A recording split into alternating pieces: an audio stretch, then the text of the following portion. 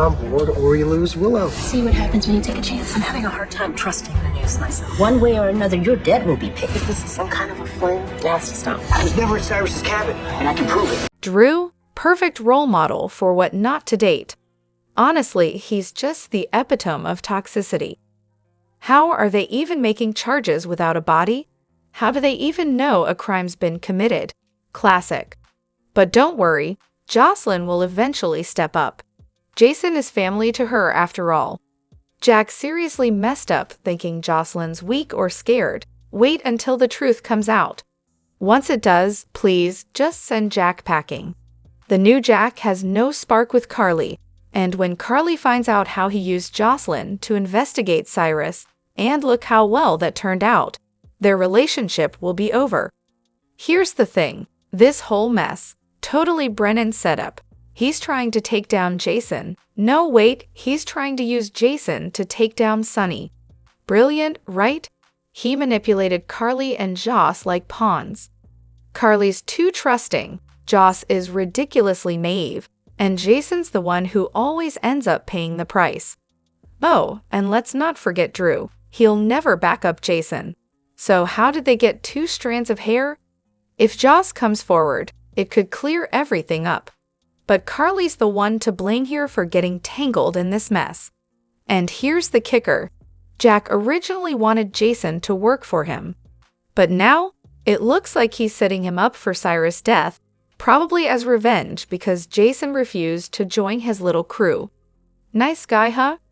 Honestly, the writers are making GH harder to watch by the day. Like, seriously. Anna said the cabin was clean, so if Jason did do it, how in the world would there be any evidence?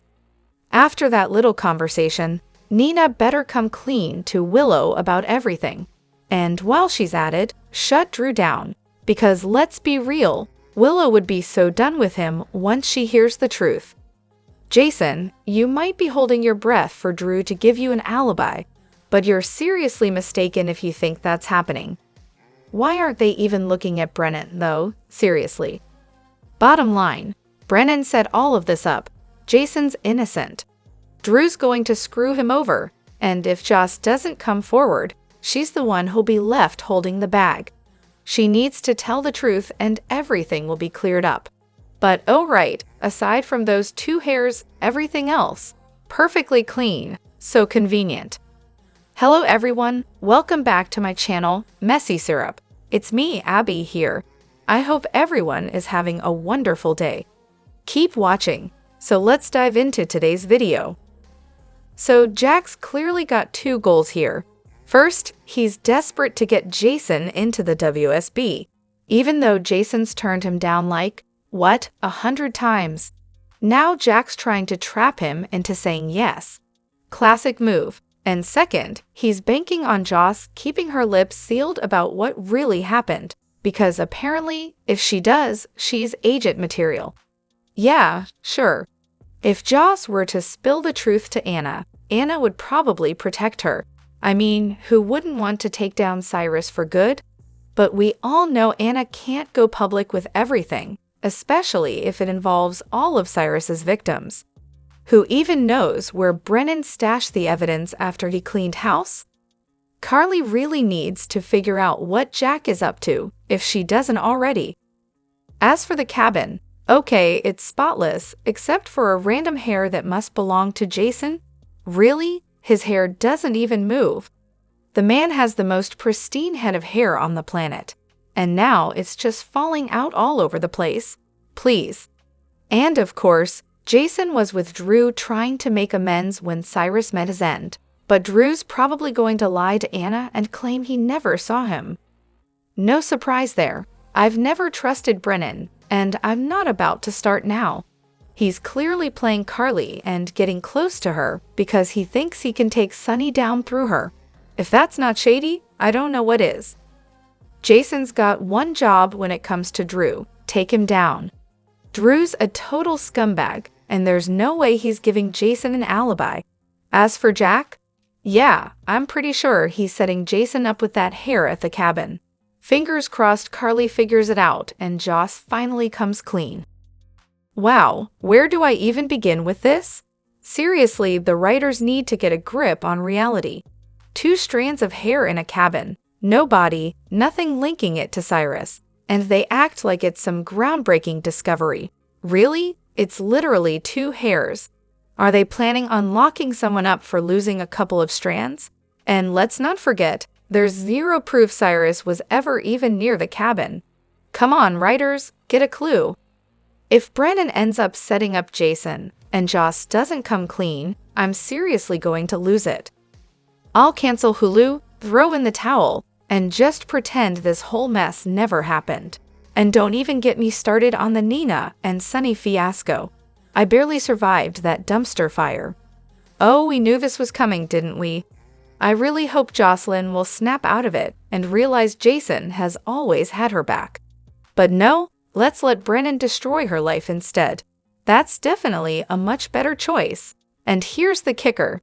Joss, out of all the people she knows, decides to call Jack Brennan, a guy she barely knows, instead of Jason, who's been her rock for, like, her whole life. Do these writers even remember who these characters are? How does that even make sense? What's next? A Sunny Felicia romance. At this point, nothing would surprise me. This is just getting absurd. Jason was at the Quartermains after leaving Drew's, talking to Tracy. He told her he was in danger, and now Drew's story is starting to fall apart. Anna's so busy being jealous of everyone else that she's completely missing the point. I'm beyond done with her. Just wait until Carly finds out what Brennan did to Joss and how he set up Jason for Cyrus's murder. Carly will absolutely lose her mind, and honestly, I can't blame her. Brennan's going to blow up the whole situation, and we all know that's why the other Brennan bailed. He saw this train wreck coming and wasn't interested in being the bad guy. Sunny's going to have an absolute meltdown when he finds out too. This is just getting ridiculous. Well, GA's is really doing itself proud with these disaster storylines. I mean, sure, they're totally setting themselves up for success. Meanwhile, a brand new soap aired today, and the first episode? A masterpiece. GA, though, it might want to think about shaking things up at the top if it wants to be relevant for more than 5 minutes. Anna is seriously pushing my buttons. She goes on and on about how Jason's her friend, and how he's done so much for her, but the second someone does something that might be connected to him, she throws him under the bus without even bothering to hear his side. If I were Jason, I'd run for the hills. Not a friend I'd keep around, that's for sure. Then, Anna walks in all guns blazing, totally unhinged. Talk about unprofessional. So now Jack's framing Jason? Oh, that's just great. Joss better not let that slide, or else Jason's going to prison over some nonsense. Just when I started to kind of like Jack, he pulls this stunt, setting up Jason so Joss has to bail him out by joining the WSB. Absolutely brilliant plan, Jack. And don't even get me started on Drufus. You know he's going to tell Anna he never saw Jason. And I'm betting Jason caught a glimpse of Willow sneaking out of Drew's house before all this went down. Oh, and the cabin. Wiped clean, of course. But hey, let's send our people back in, and look, suddenly magically we find something. How convenient. And these precious hairs, yeah, they totally didn't turn up earlier, right? It's just a coincidence. But don't worry. Anna's going to totally trust Jason, just like she expects him to trust her, right? Oh wait, no. She'll just blame him for a crime she doesn't even know was committed. So much trust. I have a real love or hate relationship with this show. Anna's all hurt because she feels betrayed. So tragic. Sunny would have just tossed him out like yesterday's trash, but Anna? Nah, she's going to make it all about her and feel victimized. Cue the drama. But once Jason explained himself, it was like, oh, okay, we're good. Honestly, I'm just happy they didn't make Jason dead to me, because that's the Anna we all know and love. Jocelyn? Oh, she's definitely going to slip and accidentally confess to Anna that she's the one who killed Cyrus. You could practically see it coming. And just because they did a clean sweep of the cabin doesn't mean Cyrus is really dead. I'd bet good money he'll pop up at the worst possible time to say, surprise. Oh, and BLQ. Wait until she finds out Lois knew about Geo being her son and kept that little tidbit to herself. Yeah, that is going to be a fun conversation. So now Jack's framing Jason for Cyrus' disappearance. Classic move. Carly is so not going to be okay with this. It's going to be bye-bye Jack if he's lucky enough to get out of this mess alive. I'm still trying to wrap my head around how furious Lois was when Nina didn't confess to Sonny about turning in Carly and Drew for insider trading, which ended up costing Nina her marriage to Sonny. But hey, how's Lois going to feel when Sonny, Dante, and Brooklyn find out she's been hiding their grandchild and son for 20 years? That should be fun to watch. And if I hear one more word about that kid's football career, I'm going to lose it. It was dull while he was actually playing, and now it's just painfully boring to watch him drag it out. Seriously, there's a reason soaps don't focus on sports. They are boring. Honestly, I'm just over this kid's storyline altogether. Trennis too. It's just filler, and frankly, I've got way more important stories to focus on. Thank goodness for the fast-forward button. Today's episode was a breeze. Also, how did they get 2 strands of Jason's hair? The guy was working with the FBI, not the WSB. This whole thing about framing him for Cyrus' death is getting old. And Drew? Can we just let him leave already? He's quickly becoming unbearable to watch. Honestly, I'm waiting for Jocelyn to slip up and blurt out that she's the one who killed Cyrus. She was practically about to confess last time. I mean, just because they did a clean sweep of the cabin doesn't mean Cyrus is actually gone. Wouldn't shock me if he popped up out of nowhere like, surprise. Trina and Kai. Oh, it's definitely not just friends anymore. You can see it in the way Trina looks at him, and Eva notices it too. Kai actually stood up to his friend, telling him not to speak to Trina again on his behalf. Major step forward. They're cute together. And Eva and Rick? Oh wow, I'm kind of into them. Looks like the negotiations with Sonny are going to lead to some celebration, and maybe more. I can totally see them getting close again. They're like 2 peas in a pod, so why not? So Drew's going to deny that Jason was at his house? Sure, because that makes total sense. Meanwhile, Jason's being arrested for the murder of Cyrus. The thing is, nobody even knows he's dead. No body, no evidence, just a clean cabin they think he's been staying in. But of course, the writers have decided, let's just assume this was a crime scene, and we have to make an arrest for a murder we don't even know happened. Absolutely brilliant writing. I'm so confused. Oh, and Jason being accused of Cyrus's murder? So predictable. But why not call Brennan instead of the police? Especially when it's a clear case of self-defense. Of course, now Joss is involved in covering up something that's just making everything worse. Nice move, Joss. And can we talk about how you can just stroll into a police station, ask about someone who's been brought in, and get info like it's some kind of open house? Without any credentials, no less. Oh, right, it's Port Charles where the rules don't apply. I'll admit, I wasn't expecting that surprisingly touching scene between Alexis and Rick. Who saw that coming? On a positive note, I'm glad the writers didn't ruin the Trina and Eva relationship. It seemed like it was headed that way last year, so I'm glad they fixed that. As for Kay's friend, yeah, his reaction to their date was way over the top. He clearly wants Kai for himself, and it's getting a little cringeworthy. But seriously, where is Kevin? Shouldn't he be with Laura during all this chaos? They haven't even addressed his absence, and it's pretty glaring. Finally, I'm seeing some very specific people complaining about the writing and acting on Beyond the Gates. Let's be real, you're the exact reason a show like this is needed. So those of us who want to see more Black representation can actually watch something worth our time. And for the record, the first episode actually has me hooked. So go ahead, argue with your cat, because this show is giving me life right now. It's also convenient, isn't it? Diane has a million ways to prove Jason's not guilty, and believe me, she will. Lie detector tests, phone records, a timeline that doesn't add up, and don't even get me started on Tracy and Sasha. They'll confirm Jason was at the mansion the whole time, so there's no way he could have had time to shoot Cyrus, dispose of the body, and leave the cabin spotless. As long as they're obsessed with Jason, they're not looking at anyone else, and Jack knows that too. So if Joss can keep up her little act like she did today, she'll be fine. She just has to avoid talking too much, unlike her little confession to Trina earlier. First, she lost her phone, then she tossed it and broke it. You see, that's the thing with lies. They're like a bad jigsaw puzzle.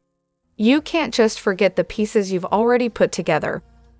Now, not to be cruel, but have you seen the acting in Beyond the Gates? I mean, wow. It might just be the worst I've seen in any soap opera. The writing is all over the place, and the cameras? Please, they look like something from an old-school flip phone. It's honestly hard to take seriously. On the bright side, the clothes are cool, but I wouldn't hold my breath on this show making it past a year unless they seriously improve the writing and acting. Oh, and speaking of poorly executed storylines, Brooklyn has no idea she even had a son. I mean, she never even held the baby before giving it up. Lois casually drops the bombshell to Martin that Brooklyn has no clue Gio is hers, and, surprise, Gio doesn't know he's adopted either. Great family dynamic, huh? Lois really needs to clue everyone in, especially Gio, Brooklyn, and Dante, that they're all connected by blood. It was touching to see Gio bond with Uncle Sonny, who's about to be Grandpa Sonny, if we're being honest, and it was equally heartwarming seeing him with Brooklyn and Lois as they gushed about their love for each other and family. But of course, only Lois and Martin Gray know the actual truth. As for Kay's former teammate blaming Trina for the accident, maybe they should remember that Kai is a person and not just some football player. Maybe they should also take note that Martin Gray just learned a shocking truth from his sister, Laura. Cyrus was the angel of death at GH. How does that affect his decision to file charges against Jason? Well, now he regrets it. Meanwhile, the cops think Jason got rid of Cyrus, but it looks like Jack might have set him up. And if Jack's behind all of this, Carly's going to want to burn him to the ground. Jack not only set up Jason, but now he's blackmailing Joss to join the WSB. And don't think she won't figure it out because Jack left her plenty of breadcrumbs, like the fact that Cyrus killed Dex. Oh, and Dante? He's doing his part by filling Sam's family in on who killed her and why, which is just the kind of detail you need when your entire life feels like a soap opera. Also, let's not forget the irony here. When Dante got Brooklyn pregnant, Sonny had no idea Dante even existed. So how was he supposed to know about Gio? Heck, Brooklyn doesn't even know about Gio. It's like they're all living in a really confusing soap opera, one where the actors barely know what's going on, either. Sonny and Lois are just so good to Gio, aren't they? I mean, have they been in on this all along? If only Lois had a clue. And Sonny, what's his deal? Why is he suddenly playing the good guy with him? Meanwhile, Brennan's busy setting up Jason. He planted Jason's hair at the cabin. How convenient. And guess who's helping him out? Jocelyn. Because, obviously, using her is a foolproof plan. There's no way Jocelyn can clear Jason because, surprise, Brennan wiped out all the evidence. Oh, and I wouldn't be shocked if he throws in some more fake evidence to make sure Jason gets pinned. Jason's alibi? Doesn't stand a chance. He was at Sam's gravesite first, then Drew's, and later at the Quartermains with Tracy. And of course, Drew will conveniently forget that Jason was at his house that night. So much for that. What's Brennan's endgame, though? Does he want to ruin Jason and rope Jocelyn in too? Or maybe he's trying to manipulate Jason by dangling Jocelyn's freedom in front of him. Or, plot twist, does he want both of them? Either way, Carly's gonna lose it when she finds out. And speaking of messes, is everyone seriously buying that the WSB framed Jason? If they are, then they've really messed up. Playing with fire like that, they're gonna get burned. But Anna, ugh. Seriously, Anna is getting on my nerves. This is the second time she's told Jason not to do something, then turned around and blamed him when it backfires. What happened with Cyrus? She told Jason not to hurt him, and look what happened. Cyrus killed a bunch of people. And then there's Valentin. She told Jason not to hurt him, and now, surprise, Valentin's gone. Make up your mind, Anna. If you want Jason to be the good guy, then stop shifting the blame onto him. Drop your thoughts in the comment section below. Do you agree or disagree? Don't forget to like, subscribe, and hit the notification bell for more updates. Your opinions matter, and I will see you in the next video. Thank you.